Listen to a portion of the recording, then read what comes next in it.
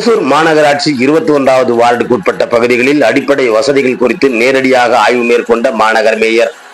கிருஷ்ணகிரி மாவட்டம் ஓசூர் மாநகராட்சிக்குட்பட்ட 21வது வார்டு பகுதியில் Kothur, Balabhoomi city, ABS housing colony, மொத்த அகராரம் பகுதிகளில் கழிவுநீர் கால்வாய், தார் சாலை, குடிநீர் பிரச்சனை இருப்பதாக பொதுமக்கள் தெரிவித்து வந்ததை தொடர்ந்து ஓசூர் மாநகர மேயர் மரியாதைக்குரிய சத்யா அவர்கள் நேரில் ஆய்வு மேற்கொண்டு 17வது வார்டுக்குட்பட்ட பல்வேறு பகுதிகளில் நேரடியாக ஆய்வு மேற்கொண்ட அவர் சாக்கடை பிரச்சனை, தார் சாலை, குடிநீர் பிரச்சனைகள் குறித்து வீடுகள் தோறும் பார்வையிட்டார்.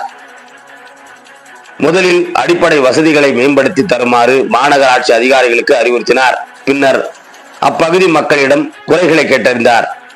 இந்த நிகழ்வின் போது மண்டல குழு தலைவர் ரவி, உதவி பொறியாளர் பிரபாகரன், மாமன்ற உறுப்பினர் மஞ்சுநாத், வார்டு கழக நிர்வாகிகள் சந்திரன், ரமேஷ், சங்கர், யுவராஜ், சுப்பிரமணி, நாகராஜ் மற்றும் அப்பகுதி பொதுமக்கள் பலர் உடன் இருந்தனர் என்பது குறிப்பிடத்தக்கது.